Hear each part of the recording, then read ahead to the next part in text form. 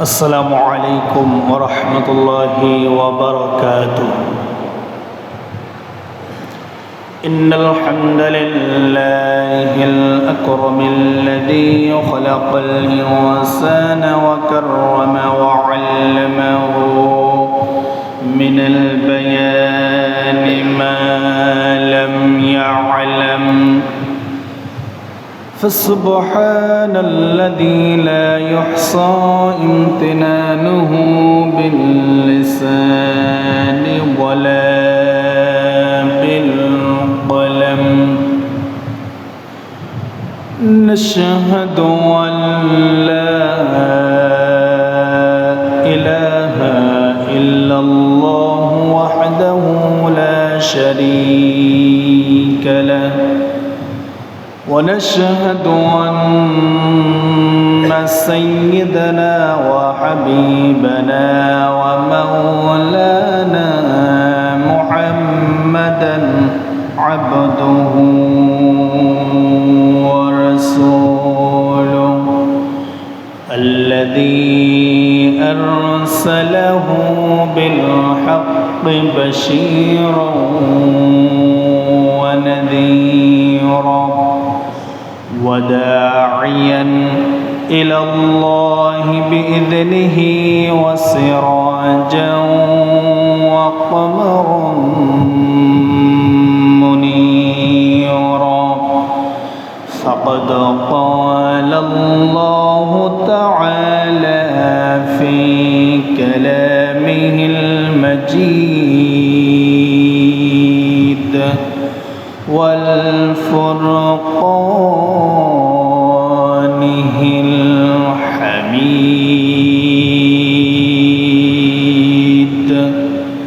সকলেই বলি আউযু বিল্লাহি মিনাশ শাইতানির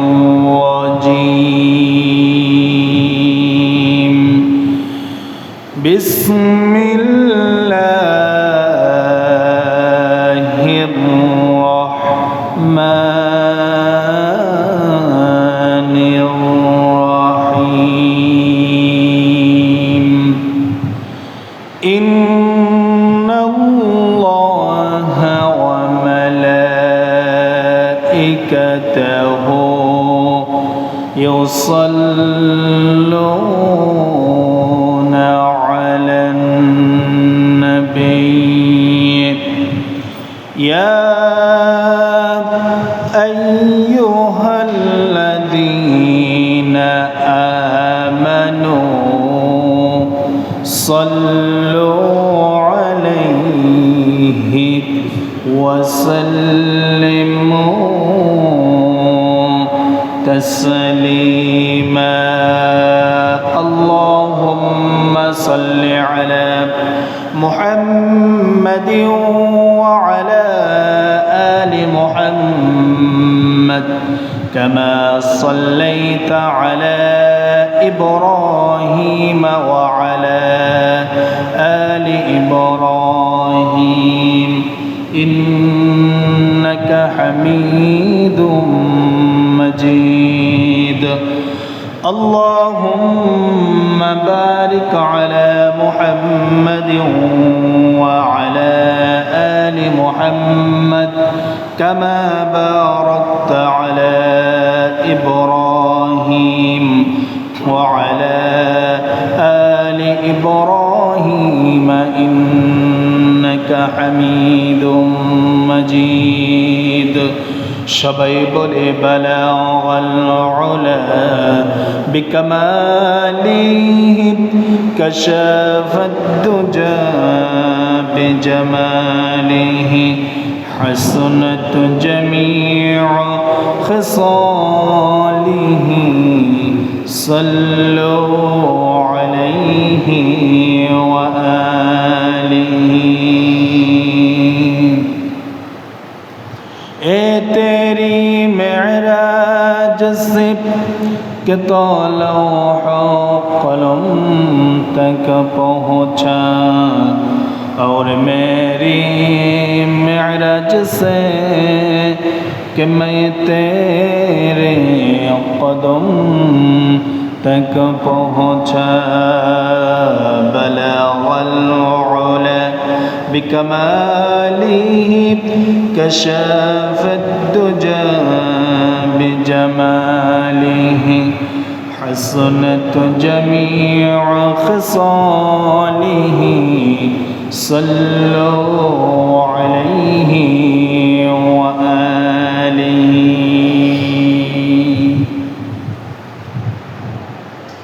সমস্ত প্রশংসা সেই মহান রব্বুল আলামিনের জন্য যে আল্লাহ সুবহানাহু ওয়া তাআলা জুমআবার শ্রেষ্ঠ দিন, দোয়া কবুলের দিন, পৃথিবী ধ্বংসের দিন, দিন সমূহের মধ্যে শ্রেষ্ঠ দিনের দুনিয়াবি সমস্ত ঝয় ঝামেলা কাজ কাম থেকে মুক্ত করে তার ঘর মসজিদে এসে 2 রাকাত ফরজ নামাজ আদায়ের জন্য কোরআনুল কারীম থেকে কিছু কথা বলার এবং শোনার, সেই অনুযায়ী আমল করার জন্য যে আল্লাহ সুবহানাহু ওয়া তাআলা মসজিদে এসে বসার তৌফিক দান করলেন, সেই আল্লাহ সুবহানাহু ওয়া তাআলার প্রতি প্রশংসা কৃতজ্ঞতা জ্ঞাপন করে সবাই বলে আলহামদুলিল্লাহ। দরুদ ও সালাম পেশ করে বিশ্ব মানবতার মুক্তির দূত, যিনি ছিলেন সর্বযুগের সর্বশ্রেষ্ঠ মহামানব, যে রাসূল এ পৃথিবীতে এসে আমাদেরকে শ্রেষ্ঠ উম্মত বলে ধন্য করেছেন, সেই রাসূলের প্রতি দরুদ ও সালাম পেশ করি সবাই বলে সাল্লাল্লাহু আলাইহি ওয়াসাল্লাম। আরও সেই সঙ্গে সেই সব শহীদ ভাইদের আত্মার মাগফিরাত কামনা করি, যারা ইসলামের প্রথম যুগ, প্রথম যুদ্ধ, প্রথম জিহাদ বদরের ময়দান থেকে শুরু করে উহুদ, হুনাইন, খন্দক, মুতার প্রান্তর, তাবুকের প্রান্তর থেকে শুরু করে আজ পর্যন্ত বাংলাদেশ সহকারে তামাম পৃথিবীতে যারা ইসলামের জন্য, কোরআনের জন্য জীবন উৎসর্গ করেছেন, আল্লাহ সুবহানাহু ওয়া তাআলা তাদেরকে যেন উত্তম শাহাদাতের মর্যাদা দান করে দেন, সবাই বলি আল্লাহুম্মা আমিন। আত্মার মাগফিরাত কামনা করি। বিগত জুমআ থেকে শুরু করে আজকের জুমআ পর্যন্ত বাংলাদেশ সহকারে তামাম পৃথিবীতে মুসলমানদের মধ্য থেকে যারা ইন্তেকাল করে কবরের পথযাত্রী হয়েছেন, আল্লাহ সুবহানাহু ওয়া তাআলা তাদের গুনাহ খাতা মাফ করে দিয়ে কবরটা জান্নাতুল ফেরদাউস বানিয়ে দেন, সবাই বলে আল্লাহুম্মা আমিন। সুস্থতার জন্য দোয়া করি, হেদায়েতের জন্য দোয়া করি। জাতি, ধর্ম, বর্ণ নির্বিশেষে হিন্দু, বৌদ্ধ, খ্রিস্টান, মুসলমান সহকারে যারা বাসাবাড়িতে, হসপিটালের বেডে, যে অবস্থায় অসুস্থ হয়ে পড়ে আছে, আল্লাহ সুবহানাহু ওয়া তাআলা মানুষ হিসেবে তাদেরকে শিফায়ে আজেলা সুস্থতা দান করে দেন এবং সেই সঙ্গে হেদায়েত নসিব করে দেন, সবাই বলে আল্লাহুম্মা আমিন। আজকে জিলহজ মাসের 3য় জুমআ, বিগত 6 সপ্তাহ ধরে অর্থাৎ 1.5 মাস ধরে হজ এবং কোরবানির আলোচনা করতেছিলাম। আল্লাহ সুবহানাহু ওয়া তাআলা সার সংক্ষেপ যতটুকু আল্লাহ সুবহানাহু ওয়া তাআলা আমাকে জ্ঞান দিয়েছেন, আপনাদেরকে শোনার তৌফিক দিয়েছেন, সেই অনুযায়ী বলার চেষ্টা করেছি। আজকের আলোচনা কোরআনুল কারীম থেকে ঈমানদার সম্পর্কে। আল্লাহ সুবহানাহু ওয়া তাআলা কোরআনুল কারীমে 89টি আয়াতে আল্লাহ রাব্বুল আলামিন হে বিশ্বাসীগণ ও হে ঈমানদারগণ ওহে স্বীকৃতি দানকারী বলে আল্লাহ রাব্বুল আলামিন সম্বোধন করেছেন। এই প্রসঙ্গে ধারাবাহিকভাবে যে কয় জুমআ লাগে ইনশাআল্লাহ আলোচনা করব। আল্লাহ সুবহানাহু ওয়া তাআলা সুন্দরভাবে কোরআন এবং হাদিস থেকে আলোচনা করার মতো যোগ্যতা, আলোচনা করার মতো মন মানসিকতা, সুস্থতা আমাকে এবং আপনাদেরকে বলার এবং শোনার তৌফিক দান করেন। সবাই বলি আল্লাহুম্মা আমিন। কোরআনুল কারিমে আল্লাহ রাব্বুল আলামিন সূরা দিয়েছেন মোট 114টি। এই 114টি সূরার মধ্যে আল্লাহ রাব্বুল আলামিন সূরাকে দুই ভাগে বিভক্ত করেছেন। একটি সূরাকে এক ভাগে বিভক্ত করেছেন মক্কি সূরা, আরেকটি সূরাকে আল্লাহ রাব্বুল আলামিন বিভক্ত করেছেন মাদানী সূরা। রাসূল করিম সাল্লাল্লাহু আলাইহি ওয়াসাল্লামের হিজরতের পূর্বে যে কোনো জায়গায় যে সূরাটা নাজিল হয়েছে, যে আয়াতটা নাজিল হয়েছে, সেই সূরাকে আল্লাহ রাব্বুল আলামিন মক্কি সূরা বলে ঘোষণা দিয়েছেন। আর হিজরতের পরে যেইখানে যেই অবস্থায় যে সূরাগুলো নাজিল হয়েছে সেই সূরাগুলোকে আল্লাহ রাব্বুল আলামিন মাদানী সূরা বলে ঘোষণা দিয়েছেন। বলেন সুবহানাল্লাহ। মক্কি সূরা আকারে ছোট, রিসালাত, তাওহীদ, জাহান্নাম, জান্নাত, ঈমান আনা সংক্রান্ত বিষয় নিয়ে আল্লাহ রাব্বুল আলামিন মক্কি সূরাতে বর্ণনা করেছেন। মাদানী সূরার বৈশিষ্ট্য হচ্ছে আকারে বড়, ফৌজদারি আইন, রাষ্ট্রীয় আইন কানুন, বিবাহ তালাক, বিভিন্ন ধরনের সামাজিক কর্মকাণ্ড সম্পর্কে আল্লাহ রাব্বুল আলামিন মাদানী সূরাতে আল্লাহ রাব্বুল আলামিন এইগুলো বর্ণনা করেছেন। মক্কি সূরা হচ্ছে 88টি আর মাদানী সূরা হচ্ছে 22টি, মতান্তরে 28টি। কোরআনুল কারীম আল্লাহ রাব্বুল আলামিন নাজিল করেছেন আর কোরআনে আয়াত নাজিল করে দিয়ে মানুষের সব সমস্যার সমাধান আল্লাহ রাব্বুল আলামিন দান করেছেন। কোরআনের ভিতরে আল্লাহ রাব্বুল আলামিন স্পষ্ট ভাবে আল্লাহ রাব্বুল আলামিন জানিয়ে দেন মা ফাররাতনা ফিল কিতাবি মিন শাইইন সুম্মা ইলা রাব্বিহিম ইউহশারুন। মা ফাররাতনা ফিল কিতাবি মিন শাইইন সুম্মা ইলা রাব্বিহিম, এই কিতাবের মধ্যে আমি এমন কোনো কিছু নাই, আমি আল্লাহ রাব্বুল আলামিন তা বাদ দেই নাই। মানুষের জন্ম থেকে শুরু করে মৃত্যু পর্যন্ত, জান্নাতে যাওয়া পর্যন্ত, ইহকালীন এবং পরকালীন মানুষের যা কিছু প্রয়োজন আমি আল্লাহ রাব্বুল আলামিন কোরআনুল কারীমে তা স্পষ্টভাবে নাজিল করে দিয়ে মানুষদেরকে জানিয়ে দিয়েছি। বলেন সুবহানাল্লাহ। আল্লাহ রাব্বুল আলামিন কোরআনুল কারীমের ভিতরে মাদানী সূরার ভিতরে আল্লাহ রাব্বুল আলামিন ঈমানদারদেরকে ডাক দিয়েছেন। কোরআন গবেষণা করে দেখেছি, মুফাসসিরিনগণ, উলামায়ে কেরাম, বিভিন্ন ইসলামী স্কলাররা কোরআন গবেষণা করে ঘেটে ঘেটে বের করেছেন মক্কি সূরাতে আল্লাহ রাব্বুল আলামিন এক জায়গা তো আমার আল্লাহ রাব্বুল আলামিন ঈমানদার বলে ডাক দেন নাই, এক জায়গাতেও ঈমানদার বলে আল্লাহ রাব্বুল আলামিন ডাক দেন নাই।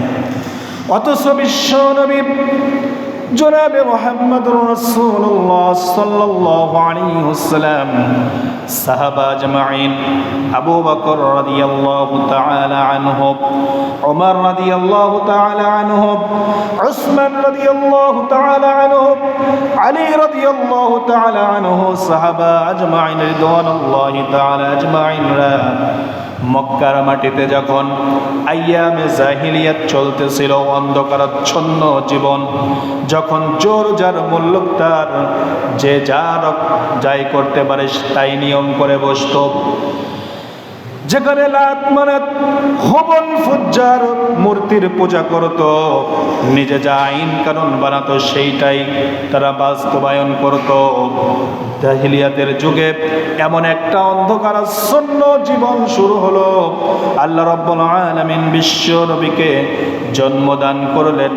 এরপরে 40 বছরের বয়সের সময় আমার আল্লাহ রাব্বুল আলামিন রিসালাতের দায়িত্ব দান করলেন। দীর্ঘ 13টি বছর বিশ্ব নবী আর তার সাহাবা আজমাইনরা কোরআনুল কারীমের দাওয়াত পেশ করতেছেন, রিসালাতের দাওয়াত দিচ্ছেন, জান্নাতের সুসংবাদ দিচ্ছেন, জাহান্নামের ভয় তাদেরকে দেখাচ্ছেন, আল্লাহর পরিচয় তাদের কাছে তুলে ধরলেন। দীর্ঘ 13টি বছর কাফের বেঈমানরা আমার রাসূলের উপরে ইস্তিমরলার চালালো, সাহাবা আজমাইনের উপরে অত্যাচার নির্যাতন তারা চালিয়ে দিল। এই দীর্ঘ 13টি বছর তারা ইসলামের দাওয়াত দেওয়ার পরেও আমার আল্লাহ রাব্বুল আলামিন এক জায়গায় তাদেরকেও আমার আল্লাহ ঈমানদার বলে ডাক দেন নাই। ঈমানদার বলে একটা জায়গাতেও আমার আল্লাহ রাব্বুল আলামিন ডাক দেন নাই। কেন ডাক দিলেন না? এখানে অত্যন্ত একটা গুরুত্বপূর্ণ কথা। কোরআনুল কারীম যদি আপনারা রিসার্চ করে গবেষণা বের করে দেখেন, বিশ্বনবীকে যখন মক্কার মাটির থেকে কাফের বেঈমানরা যখন তাড়িয়ে দিল, বিশ্বনবী তার সাহাবা আজমাইনদেরকে নিয়ে মক্কার মাটি ত্যাগ করে মদিনাতে গিয়ে হিজরত করলো। মদিনাতে গিয়ে ইসলামী রাষ্ট্র পরিচালনা করলেন, ইসলামী রাষ্ট্র তৈরি করলেন। আমার আল্লাহ রাব্বুল আলামিন কোরআনের আয়াত নাজিল করে দিয়ে তার প্রিয় বান্দাদের সবাইকে ঈমানদার বলে ডাক দিলেন। বলেন সুবহানাল্লাহ। তাহলে মক্কার মাটি থেকে আমার নবী ঈমানদার কি ছিলেন না? মক্কার মাটিতে আবু বকর, ওসমান, আলী, ওমর, সাহাবা আজমাইনরা কি ঈমানদার ছিলেন না? তারা তো নবী, তারা তো সাহাবা আজমাইন, তারাও তো ঈমানের কোনো ঘাটতি ছিল না। আমার আল্লাহ রাব্বুল আলামিন বললেন, তোমরা এখনো ঈমান আনতে পারো নাই, ঈমানদার এখনো ভালোভাবে হতে পারো নাই। যখন তোমার মদিনার মাটিতে গিয়ে ইসলামী রাষ্ট্রের ঘোষণা দিলে, ইসলামী রাষ্ট্র তৈরি করলে, আমি আল্লাহ রাব্বুল আলামিন তোমাদেরকে ঈমানদার বলে স্বীকৃতি দিয়ে দিলাম। বলেন সুবহানাল্লাহ। ঈমানদার বলে আমি আল্লাহ রাব্বুল আলামিন স্বীকৃতি দান করে দিলাম। কোরআনুল কারীমে মাদানী সূরা আল্লাহ রাব্বুল আলামিন নাজিল করেছেন। বিশাল বড় বড় সূরা, সূরা বাকারা 2 পারা 8 পৃষ্ঠা মিলে একটা সূরা। আল্লাহ রাব্বুল আলামিন এই সূরা মাদানী সূরা বলে ঘোষণা দিয়েছেন। সূরা আলে ইমরান 200 আয়াত মিলে একটা সূরা, বিশাল বিশাল বড় বড় সূরা। আল্লাহ রাব্বুল আলামিন মাদানী সূরাগুলো কোরআনুল কারীমে যদি আপনি এক সাইড করেন, তাহলে কোরআনের 30 পারার মধ্যে 22 পারায় এক লাগারে আল্লাহ রাব্বুল আলামিন দখল করে দিয়েছেন। বলেন সুবহানাল্লাহ। 22 পারায় শুধু সূরা মাদানী সূরাই আল্লাহ রাব্বুল আলামিন গঠন করেছেন 22 পারা মিলে। বলেন সুবহানাল্লাহ। তার মানে ছোট ছোট সূরা আল্লাহ রাব্বুল আলামিন দিয়েছেন অল্প পারার মধ্যে। আর মাদানী সূরাগুলো আল্লাহ রাব্বুল আলামিন কোরআনুল কারীমে অনেক জায়গা মিলে দখল করে আছে। আল্লাহ রাব্বুল আলামিন বলেন, কোরআনুল কারীমে কোন মাক্কি সূরাতে আমি ঈমানদার বলে ডাক দেই নাই। ও মুসলমানরা, তোমরা আজকে শুনে রাখো, তোমরা এই পৃথিবীতে যে ভূখণ্ডে যে জায়গায় তোমরা বসবাস করবে না কেন, তোমরা যদি কোরআনকে সত্যিকার অর্থে না মেনে নাও, তোমরা যদি সেই ভূখণ্ডের নিজের ব্যক্তিগত পরিবার, রাষ্ট্রের, সমাজে যদি ইসলামকে না মেনে নাও, তোমরা যতই নামাজ কালামার যাই পড়ো না কেন, তোমরা কখনো ঈমানদার হতে পারবে না। আল্লাহ রাব্বুল আলামিন ঈমানদার বলে ঘোষণা আল্লাহ রাব্বুল আলামিন দান করলেন। ঈমান মানে তার সবচাইতে উৎকৃষ্ট অর্থ হবে স্বীকৃতি দানকারী। ঈমান মানে বিশ্বাসী, আর বিশ্বাসের অপর নাম হচ্ছে, বিপরীত নাম হচ্ছে অস্বীকার করা, কুফরি করা। তার মানে স্বীকৃতি দেয়। যেই ব্যক্তি স্বীকৃতি দান করলো, মুখে বলল, অন্তরে বিশ্বাস করলো এবং বাস্তবে তা পরিণত করলো, ওই ব্যক্তি হচ্ছে ঈমানদার। বলেন সুবহানাল্লাহ। আল্লাহ রাব্বুল আলামিন কোরআনুল কারীমে ঈমানদার সম্পর্কে কোরআনুল কারীমে 89টি আয়াতে আল্লাহ রাব্বুল আলামিন ঈমানদার বলে ডাক দিয়েছেন। তার 1 নম্বর আয়াতে, 1 নম্বর সিরিয়ালে কোরআনুল কারীমে সূরা বাকারার 104 নম্বর আয়াতে বিশ্ব নবী সম্পর্কে ঈমানদারদেরকে ডাক দিলেন, ইয়া আইয়ুহাল্লাযীনা আমানু লা তাকুলু রাঈনা ওয়া কুলু উনজুরনা ওয়াসমাউ ওয়ালিল কাফিরিনা আযাবুন আলীম। বলেন আল্লাহু আকবার।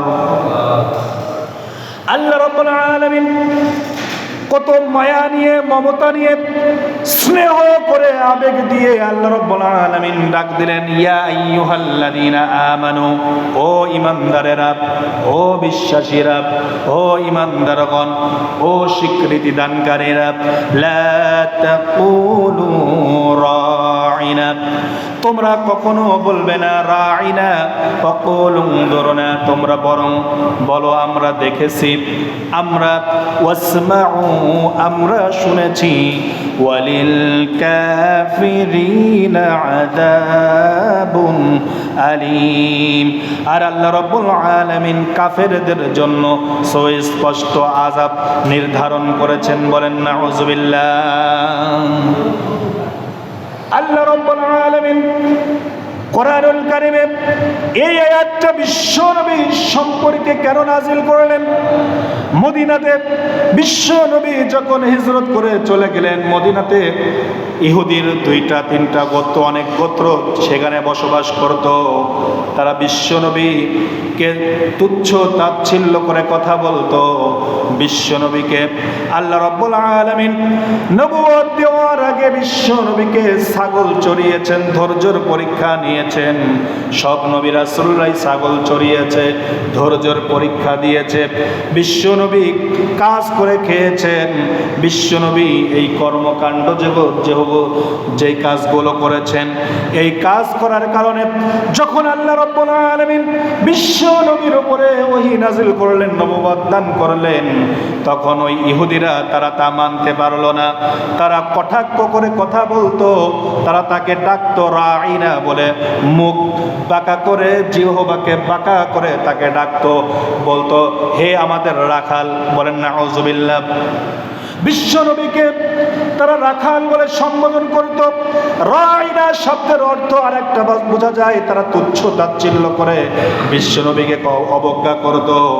তখন আল্লাহ রাব্বুল আলামিন তাদেরকে বললেন, ওয়াকুল উনজুরনা, তোমরা বলো এরকম করে, রাঈনা তোমরা বলো না, ওয়াকুল উনজুরনা, আমরা দেখেছি বিশ্বনবীকে, ওয়াসমাউ, তার কথা তোমরা শুনে নাও, ওয়ালিল কাফিরিনা, যদি তোমরা রাঈনা বলে রাঈনা বলে বিশ্ব নবীকে তোমরা যদি তুচ্ছ তাচ্ছিল্য করে ডাকাডাকি করো, তাহলে আমি আল্লাহ রাব্বুল আলামিন তোমাদের জন্য ঘোষণা দিয়ে দিলাম, তোমরা যদি কুফরি করো, বেঈমানি করো, তোমাদের জন্য আযাব নিযুক্ত করেছি। বলেন নাউযুবিল্লাহ।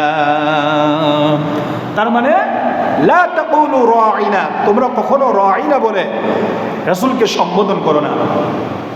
এই যে ইহুদিরা এইটা বলে সম্বোধন করত, এই জন্য যারা ঈমান এনেছিল ওই সময় যারা সাহাবা আজমাইনরা যারা ঈমান আনলো, আজও যারা বাংলাদেশ সহকারে তামাম পৃথিবীতে যারা মুসলমান, যারা এক আল্লাহকে বিশ্বাস করেছে, নবী রাসূলের প্রতি ঈমান এনেছে, কিতাবের প্রতি ঈমান এনেছে, এক কথায় 8টি জিনিসের প্রতি যারা বিশ্বাস স্থাপন করলো, আজও আল্লাহ রাব্বুল আলামিন এই বাংলাদেশ সহকারে তামাম পৃথিবীর ঈমানদারদেরকে আমার আল্লাহ রাব্বুল আলামিন আজও ডাক দিয়ে বলেন, তোমরা কখনোই তোমার রাসূলকে রাঈনা বলে ডাক দিবেন না। বলেন সুবহানাল্লাহ। কোরআন কি আজও আছে না নাই? আজও কোরআন আছে। আল্লাহ রাব্বুল আলামিন বলেন, ও ঈমানদারেরা, ইহুদিরা যেভাবে রাসূলকে কটাক্ষ করে ডাকে তোমরা ওভাবে কখনো ডাকবে না, বরং তোমরা বলবে ওয়াকুল উনজুরনা, আমরা দেখেছি, ওয়াসমাউ। কারণ মুসলমানের বৈশিষ্ট্য হবে ক্বালু সামি'না ওয়া আতা'না গুফরানাকা রাব্বানা ওয়া ইলাইকাল মাসীর। মুসলমানের বৈশিষ্ট্য হবে তারা বলবে আমরা শুনলাম, কোরআনের কথা শুনলাম, রাসূলের আদর্শের কথা শুনলাম, আর মেনে নিলাম। গুফরানাকা, আমাদের রব আমাদেরকে ক্ষমা করে দাও, ওয়া ইলাইকাল মাসীর, কেননা তোমার কাছে আমাদেরকে ফিরে যেতে হবে। বলেন সুবহানাল্লাহ। আমরা ফিরে যাব কার কাছে? আল্লাহর কাছে। আল্লাহ সুবহানাহু ওয়া তাআলার কাছ থেকে আমরা এসেছি। আল্লাহ রাব্বুল আলামিন আমাদেরকে মায়ের পেটে, পিতামাতার মাধ্যমে মায়ের পেটে আমাদেরকে সৃষ্টি করেছেন, আমাদেরকে পৃথিবীতে কিছুদিন থাকার জায়গা করে দিয়েছেন। এরপরে কিছুদিন থাকার পরে আমরা এই জীবন শেষ করে কবরের পথে পাড়ি জমাবো। পাড়ি জমানোর পরে আল্লাহ রাব্বুল আলামিন বলেন কিয়ামত কায়েম হবে, বিচার আচার হবে। এরপরে তারপরে আমার কাছে তোমাকে ফিরে আসতে হবে। যেথায় যাই না কেন আল্লাহর কাছে ফিরে যেতে হবে। তাহলে 1 নম্বর আয়াতে 89 নম্বর আয়াতের মধ্যে একটা বললাম যে ঈমানদারদেরকে বলেছেন তোমরা রাসূলকে কখনো কটাক্ষ করে রাঈনা বলবে না। তার মানে রাসূলকে সম্মান করা, তার অনুশাসনকে, তার অনুকরণ করা, তার আইনকে, তার শাসনকে মেনে নেওয়া। বলেন সুবহানাল্লাহ। 89 নম্বর আয়াতের মধ্যে আল্লাহ রাব্বুল আলামিন ঈমানদারদেরকে আবার ডাক দিলেন। আল্লাহ রাব্বুল আলামিন সূরা বাকারার 153 নম্বর আয়াতে আল্লাহ রাব্বুল আলামিন বললেন, ইয়া আইয়ুহাল্লাযীনা আমানুস তাঈনু বিস-সাবরি ওয়াস-সালাহ ইন্নাল্লাহা মা'আস-সাবিরিন। আল্লাহ রাব্বুল আলামিন দ্বিতীয় নম্বর জায়গায় আল্লাহ রাব্বুল আলামিন ঘোষণা দিলেন, ইয়া আইয়ুহাল্লাযীনা আমানু, ও হে ঈমানদারগণ, ও বিশ্বাসীগণ, ও ঈমানদারগণ যারা স্বীকৃতি দিয়েছো, আমি যাদেরকে স্বীকৃতি দানকারী দিয়ে সার্টিফিকেট দান করলাম, সনদপত্র দিলাম, আমি তোমাদেরকে বিশ্বাসী বলে তোমাদেরকে ডাক দিলাম। এই কারণে ইসতাঈনু বিস-সাবরি ওয়াস-সালাহ, তোমরা সাহায্য চাও বিস-সাবরিন, ধৈর্যের মাধ্যমে, ওয়াস-সালাহ, নামাজের মাধ্যমে। ইন্নাল্লাহা মা'আস-সাবিরিন, নিঃসন্দেহে আমার আল্লাহ রাব্বুল আলামিন ধৈর্যশীলদের সঙ্গে আছেন। বলেন সুবহানাল্লাহ। আবার আল্লাহ রাব্বুল আলামিন বলেন যে আমি ঈমানদারদেরকে ডাক দিলাম। এই যে কোরআনুল কারীমে 90টি আয়াত আল্লাহ রাব্বুল আলামিন ঈমানদার সম্পর্কে ডাক দিয়েছেন। সাহাবীদের মধ্যে অন্যতম একজন সাহাবী রাইসুল মুফাসসিরিন, যিনি তাফসীরের হেড, সাহাবীদের মধ্যে দুইজন ছিলেন কোরআনের তাফসীর কারক, যাদেরকে তাফসীর কারকের হেড বলা হতো, মাথা বলা হতো। একজন হচ্ছে রাসূলের আপন চাচা আব্দুল্লাহ ইবনে আব্বাস রাদিয়াল্লাহু তাআলা আনহু, আর আরেকজন হচ্ছে ইবনে মাসউদ রাদিয়াল্লাহু তাআলা আনহু। তিনি বলেন, ইবনে মাসউদ রাদিয়াল্লাহু তাআলা আনহু বলেন, যখন আল্লাহ রাব্বুল আলামিন কোরআনুল কারীম বিশ্বনবীর উপরে নাজিল করতেন, আর যখন ইয়া আইয়ুহাল্লাযীনা আমানু বলে ডাক দিতেন, তখন আমাদের অন্তরটা ঠান্ডা হয়ে যেত।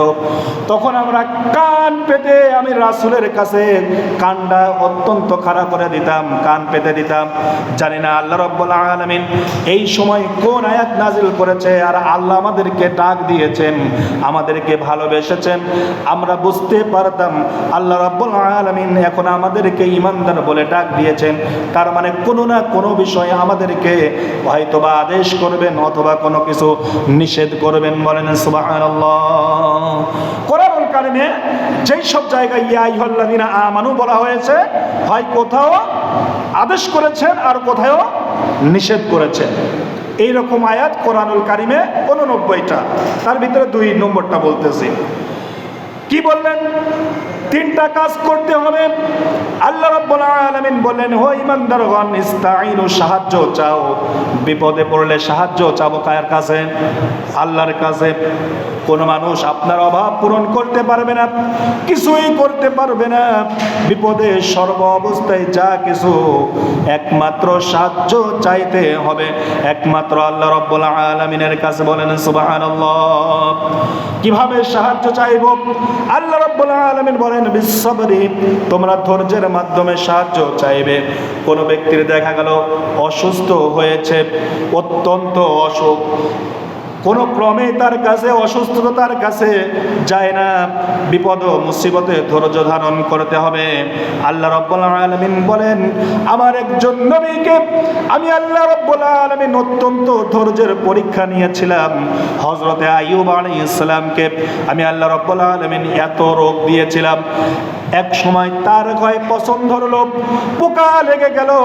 তিনি তারপরে আমার প্রশংসা ছাড়লেন না, ধৈর্য ধারণ করলেন। তিনি বললেন যে আমার এই শরীরকে আমার আল্লাহ রাব্বুল আলামিন একটা মাখলুকাতের খাবার বানিয়েছে, এটা আমার জন্য সবচাইতে বড় প্রশংসার বিষয়। আমার আল্লাহ রাব্বুল আলামিন যদি আমার এই শরীরকে পোকামাকড় দিয়ে খাইয়ে যদি খুশি হন, এটার জন্য আমি আল্লাহ রাব্বুল আলামিনের প্রশংসা করব। বলেন সুবহানাল্লাহ। তিনি প্রশংসা করতে লাগলেন। একটি পর্যায়ে তিনি তার গায়ে পোকা মাকড় লেগে গিয়ে তার শরীরটা পচন ধরে গেল। এক পর্যায়ে তিনি জঙ্গলের ভিতরে চলে গেল। এমন একটা পর্যায়ে তার সমাজ, তার বাড়ি ঘর, তার দিক তিনি ছেড়ে তিনি জঙ্গলে চলে গেলেন। সমাজের কাছ থেকে তিনি বিতাড়িত হলেন। এক সময় তিনি আল্লাহ রাব্বুল আলামিনের কাছে দোয়া করলেন এইভাবে। তিনি দেখলেন একটা পর্যায়ে সেই পোকা তার জিহ্বার মধ্যে ধরে গিয়েছে। হযরতে আইয়ুব আলাইহিস সালাম আল্লাহর কাছে দোয়া করলেন, আয় আল্লাহ রাব্বুল আলামিন, তোমার প্রশংসা করতাম, তোমার তাসবিহ গাইতাম, তোমার জিকির করতাম, আমার এই জিহ্বা দিয়ে আমার সারা শরীর পোকামাকড় খেয়ে ফেলেছে। এমন একটা পর্যায়ে পৌঁছে গিয়েছে যে আমার জিহ্বাতে পোকা লেগে গিয়েছে। এখন যদি এই পোকা যদি জিহ্বায় লেগে যায়, তাহলে তোমার নামটা আমার এই জিহ্বা দিয়ে কেমন ভাবে তোমাকে ডাকবো? আল্লাহ রাব্বুল আলামিনের কাছে এই দোয়া ধৈর্যের মাধ্যমে করলেন। আল্লাহ রাব্বুল আলামিন তার দোয়াকে মঞ্জুর করলেন। আল্লাহ রাব্বুল আলামিন তার সমস্ত শরীরকে, পচা শরীরকে আল্লাহ রাব্বুল আলামিন ভালো করে দিলেন। বলেন সুবহানাল্লাহ। এটা হচ্ছে সাহায্য। অসুস্থ হয়েছেন, বারবার তাহাজ্জুদ পড়েন, রাত্রে উঠে 2 রাকাত 4 রাকাত নামাজ পড়ে আল্লাহর কাছে সাহায্য চান। এরপরে ব্যবসা বাণিজ্য আপনার মন্দা যাচ্ছে, ভালো যাচ্ছে না, আপনি 2 রাকাত নামাজ পড়ার জন্য দাঁড়িয়ে যান। বিশ্বনবীর শিক্ষা হচ্ছে যে কোনো মানুষ যদি কোনো বিপদে পড়ে, ব্যবসা থেকে শুরু করে একটা ফিতা ছিঁড়ে গিয়েছে, পায়ের স্যান্ডেলের জুতার যে ফিতা ছিঁড়ে গিয়েছে, এটার জন্য আল্লাহর কাছে সাহায্য চাওয়া দরকার। আপনার ব্যবসা বাণিজ্য, আপনি বিপদে পড়েছেন, আল্লাহর কাছে ফজরের নামাজের সূর্য উদয় হওয়ার পর এবং বেলা যখন 12টার সময় মাথার উপরে যখন বেলা আসে এবং যখন সূর্য অস্ত যায়, এই 3টা টাইম বাদ দিয়া যে কোনো সময় যদি আল্লাহর কাছে আপনি 2 রাকাত নামাজ পড়ে দাঁড়িয়ে যান, আল্লাহর কাছে যদি আপনি সাহায্য চান, বিসসাবরি ওয়াসসালাহ, আল্লাহ রাব্বুল আলামিন বলেন, ওহে ঈমানদারগণ, তোমরা একমাত্র আল্লাহ সুবহানাহু ওয়া তাআলার কাছে তোমরা সাহায্য চাইবে। বলেন সুবহানাল্লাহ। ছাত্র তার মাথার ব্রেন বুদ্ধি খুলছে না, পরীক্ষার রেজাল্ট ভালো হচ্ছে না, আল্লাহর কাছে সাহায্য চাইতে হবে। চাকরি বাকরি হচ্ছে না, আল্লাহর কাছে সাহায্য চাইতে হবে। ব্যবসা বাণিজ্য করেন, মন্দা যায়, তাও আল্লাহ রাব্বুল আলামিনের কাছে সাহায্য চাইতে হবে। বিবাহর বয়স হয়েছে, বিবাহ হয় না, আল্লাহর কাছে সাহায্য চাইতে হবে।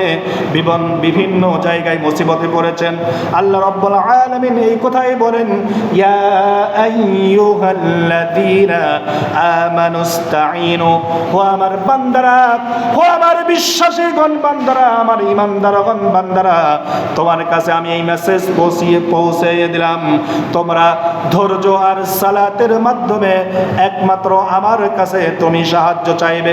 বলেন সুবহানাল্লাহ। তাহলে সাহায্য চাইতে হবে কার কাছে? আল্লাহর কাছে। কয়টা মাধ্যম দিয়ে? 2টা মাধ্যম দিয়ে, সবর, ধৈর্য আর নামাজের মাধ্যমে। ধৈর্য ধারণ করবেন।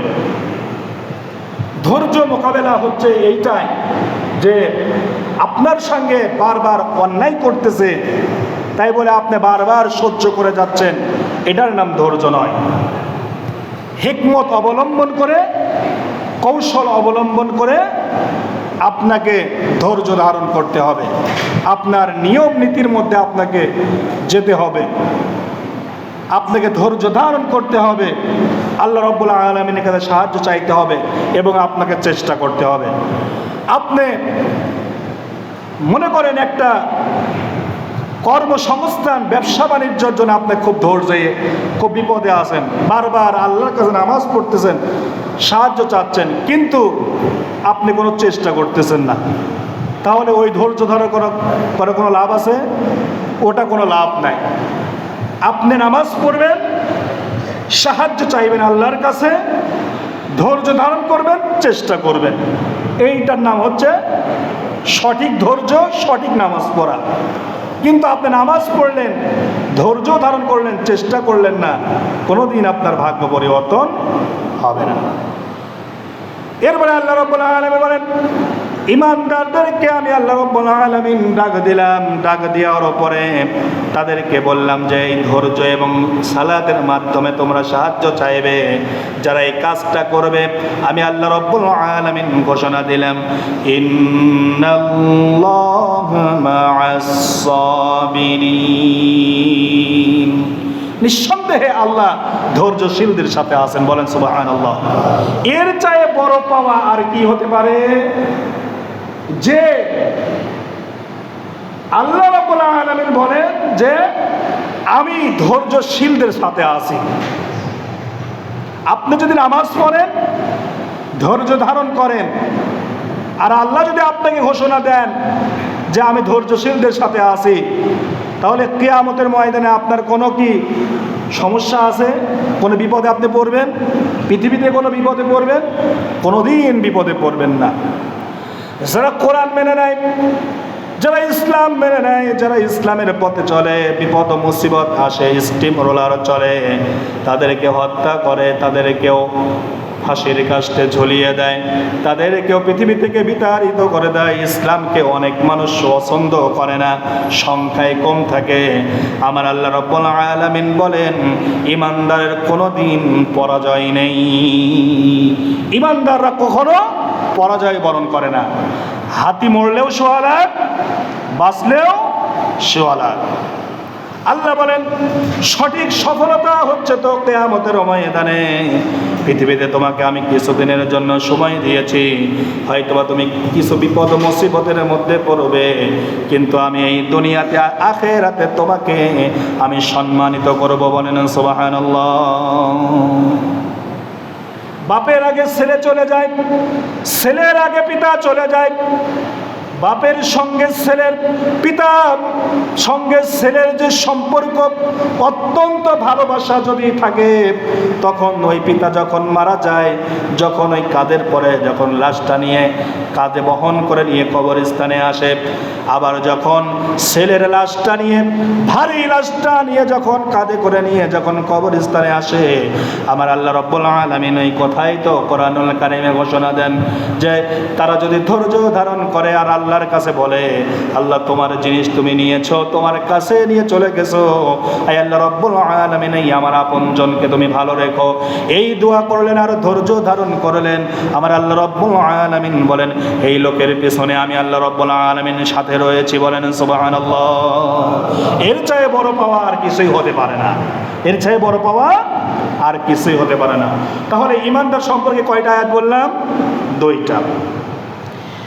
কোরআনুল কারীমে 89টি আয়াতের মধ্যে 3 নম্বরে আল্লাহ রাব্বুল আলামিন ঈমানদার বলে ডাক দিলেন। সূরা বাকারার 172 নম্বর আয়াতে আল্লাহ রাব্বুল আলামিন বলেন, ইয়া আইয়ুহাল্লাযীনা আমানু কুলু মিন তাইয়্যিবাতি মা রাযাকনাকুম ওয়াশকুরু লিল্লাহি ইন কুনতুম ইয়াহু তা'বুদুন।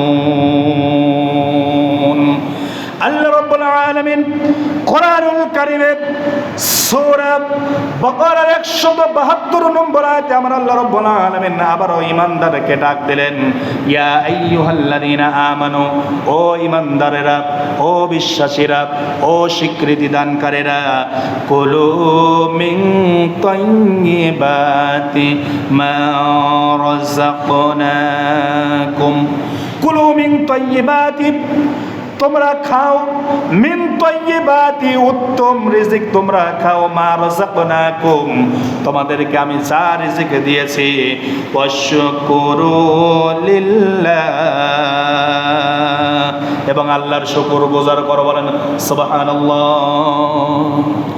ইন কুনতুম ইয়াহু তা'বুদুন, যদি তোমরা তারই ইবাদত করো। বলেন সুবহানাল্লাহ। তাহলে কথাটা কি হলো? ঈমানদারকে আবার আল্লাহ রাব্বুল আলামিন এখানেও মেসেজ দিচ্ছে। 1 নম্বর ছিল নবী সম্পর্কে তুচ্ছ তাচ্ছিল্য করা যাবে না। 2 নম্বর নামাজ আর ধৈর্যের মাধ্যমে সাহায্য চাইতে হবে। 3 নম্বরে ঈমানদার সম্পর্কে আমার আল্লাহ রাব্বুল আলামিন ডাক দিলেন, তোমরা তো এই পৃথিবীতে বসবাস করবে, তোমাদের মধ্যে কিছু মানুষ ঈমানদার থাকবে, ঈমান আনবে, আমি তোমাদেরকে ডাক দিলাম।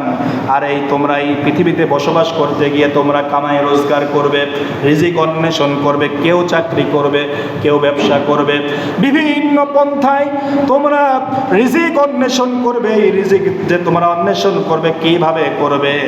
আমার আল্লাহ রাব্বুল আলামিন বলেন, কুলু মিন তাইয়্যিবাতি মা রাযাকনাকুম, তোমাদেরকে আমি যা রিজিক দিয়েছি এই রিজিক থেকে তোমরা হালাল রিজিক গ্রহণ করো। বলেন সুবহানাল্লাহ। তার মানে কি বোঝা গেল? যে হালাল রিজিক ছাড়া আল্লাহ কাছে কোনো কিছু গ্রহণযোগ্য হয় না। ঈমানদার হতে হলে পরে হালাল রিজিক দরকার, কষ্ট অর্জিত টাকা পয়সা আপনার দরকার। বিশ্বনবী বলেন, যে ব্যক্তি হারাম খাইলো আর হারাম শরীরের ভিতরে ঢুকাইলো, রক্ত মাংস তৈরি হলো, আমার আল্লাহ রাব্বুল আলামিন বলেন, আমি রাসূল করিম সাল্লাল্লাহু আলাইহি ওয়াসাল্লাম বলেন যে ওই শরীর কখনো জান্নাতে প্রবেশ করবে না, ওই শরীর কখনো জান্নাতে প্রবেশ করবে না। কাজ করেন, আপনাকে দিন দিয়েছেন কাজ করার জন্য, চাকরি করেন, সঠিক পথে অবলম্বন করে টাকা পয়সা অর্জন করেন। মানুষের টাকা পয়সা মেরে দেওয়া লাগবে কেন? বাংলাদেশের মানুষ আজও পর্যন্ত বোকা। মানুষের এই নেশার কোনোদিন পরিবর্তন হবে না। জুমার নামাজে আসি, জালসার প্যান্ডেলে আসি, যত ওয়াজ শুনি এই কান্দি শুনি আর ওই কান্দি বের করে দেই। এই বাংলার জমিনে বেশি দূর যাওয়া লাগবে না। এই সমাজে আপনি তাকিয়ে দেখুন, যে যারা সাদাবাজি করে, মানুষের টাকা পয়সা লুটপাট করে নেয়, কেন আমি তাদেরকে রায় দেব? কেন আমি তাদেরকে সমর্থন করব? আমার বোঝা উচিত এই ব্যক্তিরা যত চাঁদাবাজি করবে, এদেরকে যদি আমি আবারও যদি রায় দিই, আমি আবারও যদি তাদের পক্ষ নেই, এরা আবারও আমাদের গলায় ছুরি চালিয়ে মানুষের টাকা পয়সা লুটপাট করবে। কথা ঠিক কিনা? এই কথাই কাজগুলো করবে। আপনার বিবেক ফেরে না? যাই হোক না কেন, আমি হোক না কেন, যেই মানুষের টাকা পয়সা মানুষ থেকে কেড়ে নেবে, লুটপাট করে নেবে, ডাকাতি করে নেবে, কেন আপনি তার সমর্থন জানাবেন? ওয়াশকুরুলিল্লাহ, আল্লাহ রাব্বুল আলামিন বলেন, তোমরা এই রিজিক, হালাল রিজিক অন্বেষণ করবে আর আল্লাহর শুকরগুজারি করবে। এর কারণ হচ্ছে একটাই বৈশিষ্ট্য আল্লাহ রাব্বুল আলামিন দিয়েছেন, ইন কুনতুম ইয়্যাহু তা'বুদুন, যদি তার ইবাদত করো। শর্ত হচ্ছে কি? যদি তোমরা মেনে নাও আল্লাহকে। না মেনে নিলে তো জাহান্নামে যাবে না, আর তো কিছু করার নাই। যদি সত্যিকার অর্থে ইবাদত আল্লাহর করো, তাহলে এই কাজগুলো করতে হবে। সঠিক রিজিক যা আল্লাহ দিয়েছেন, হালাল রিজিক অন্বেষণ করা লাগবে আর আল্লাহর শুকরগুজারি করা লাগবে। যত শুকরগুজারি করবেন, আল্লাহ আপনাকে রিজিক দিবেন। ছোট্ট একটা কথা বলি, সেটা হচ্ছে কি জানেন? যে কোরআন যদি কেউ বেশি বেশি পড়ে, আল্লাহ রাব্বুল আলামিন কোনো না কোনো জায়গা থেকে তার রিজিকের ব্যবস্থা করে দেন। বলেন সুবহানাল্লাহ। এটা আমি নিজে প্রমাণ। যখনই কোরআন পড়ি, কোনো না কোনো জায়গা থেকে রিজিকের একটা ব্যবস্থা হয়ে গেছে। কোনো না কোনো জায়গা থেকে আল্লাহ এই ব্যবস্থা করে। কারণ বলেন যে কোরআন পড়ে, কোরআনের অর্থ জানে, তাকে আমি কখনো বেসম্মানিত করব না। কোরআন এসেছে মানুষের ভাগ্য পরিবর্তন করে দিতে। আসুন, আল্লাহ রাব্বুল আলামিন এই যে ঈমানদার সম্পর্কে 3টা আয়াত বলেছি, বাদ বাকি আরও আপনার 3টা আয়াতের মধ্যে আরও 86টি আয়াত আছে। এই আয়াতের উপরে আলোচনা ধারাবাহিকভাবে করব। আল্লাহ রাব্বুল আলামিন এর উপরে আমল করার তৌফিক দান করুন। সবাই বলে আল্লাহ। একটু বসুন, আমার বিষয়ে একটু আমি আপনাদেরকে প্রশ্ন করব। সেটা হচ্ছে কি, যে আমি যে 4-5 বছর নামাজ আপনাদের কাছে পড়াই, আমার বিষয়ে কি কারো অনাস্থা আছে? থাকলে বলবেন, আমি কিন্তু ছেড়ে দেব। যদি থাকে তাহলে আমি ছেড়ে দেব, আর যদি না থাকে তাহলে আমি থাকবো। কারণ বিতর্ক নিয়ে আমি কোনো জায়গায় থাকতে চাই না। এটা হচ্ছে আপনাদের কাছে। অতএব যদি ভালো থাকে তাহলে আমার জন্য দোয়া করবেন, যেন আমি কোরআনের আয়াতগুলো যেন আরো ভালোভাবে বলতে পারি। আসসালামু আলাইকুম ওয়া রাহমাতুল্লাহি ওয়া বারাকাতুহু।